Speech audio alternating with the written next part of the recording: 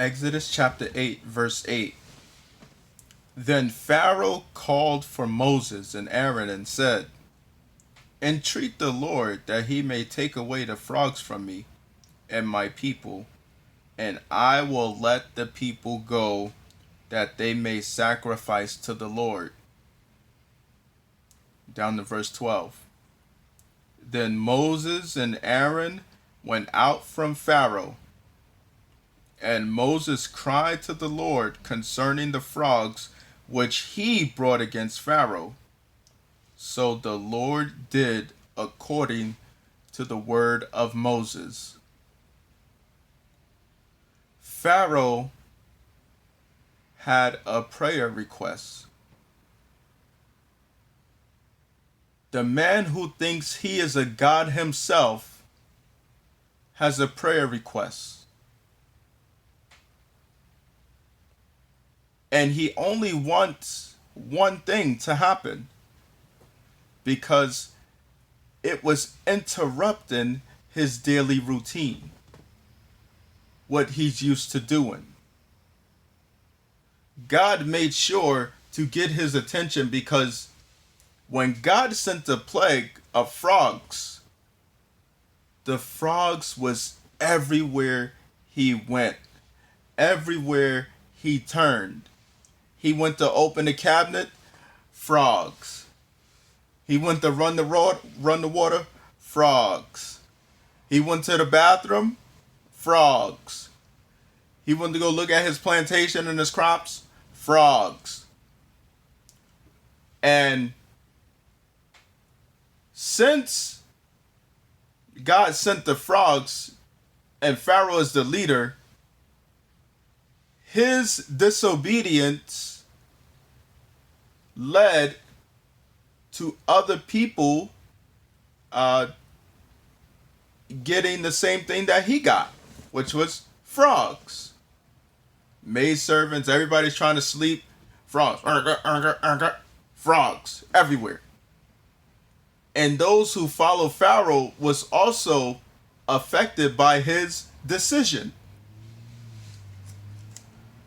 But I like the small part, because Pharaoh asked Moses. Moses didn't want to be there in the first place.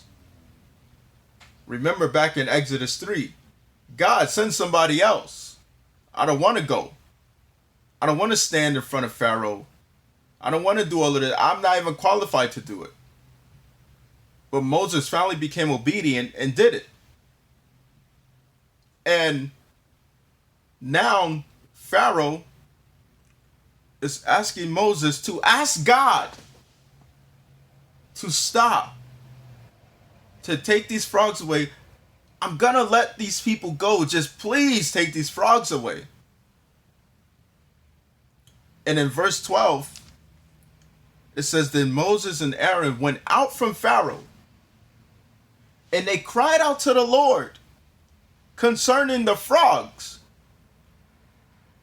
Not the heart attitude. Maybe it was a small glimpse of Pharaoh maybe wanting to change or finally become obedient. But we all know that pride comes before fall. So for Pharaoh to ask Moses, go tell God to stop, I see that as a small glimpse of light. Now, we know he asked with the wrong motive, because we keep on reading.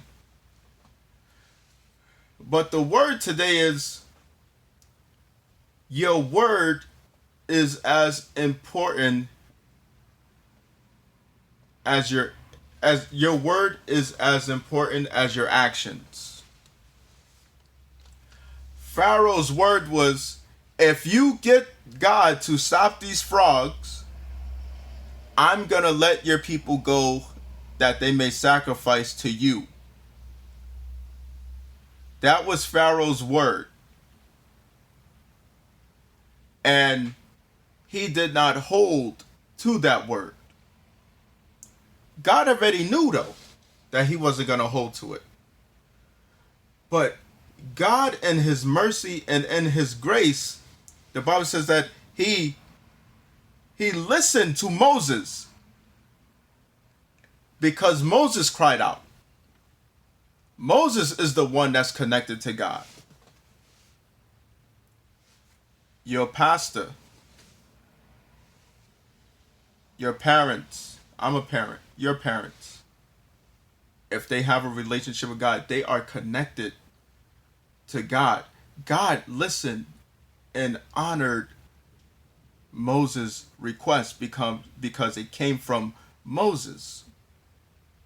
Moses went on behalf of Pharaoh, the one who does not have a relationship with God, the one who is not in right standing with God. And he answered Moses' request, and he took away the frogs. Remember, God is all-knowing. He's omniscient. He knows our thoughts from afar off.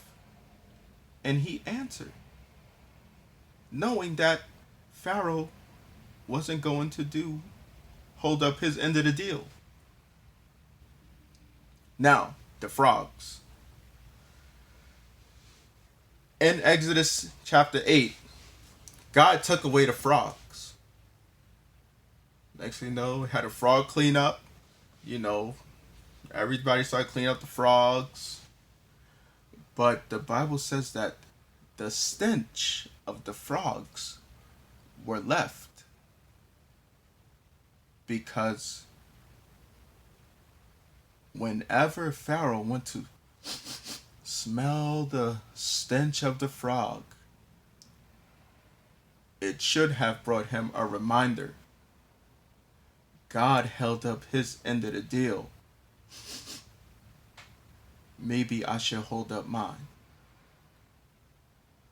So, whatever we say, our word is as more important as what we do.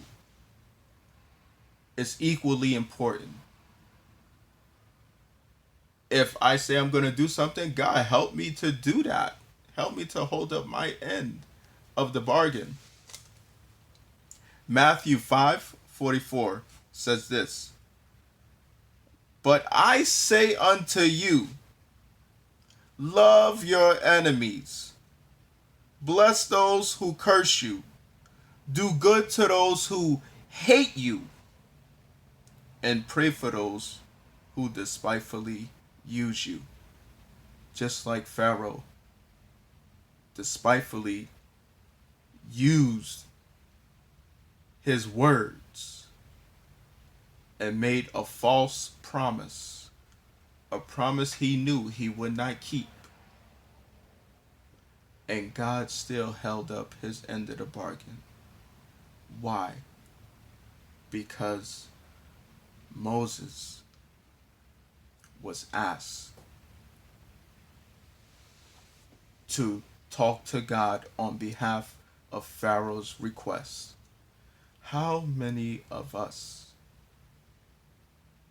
can pray for those who have despitefully used us, whether it was financially, some people use us mentally, we might give good ideas and they might run and that idea might become big. They might even start making money off the idea you gave them. And then you say, yo, man, I gave you the idea. Can you hook me up? Then they forget about you.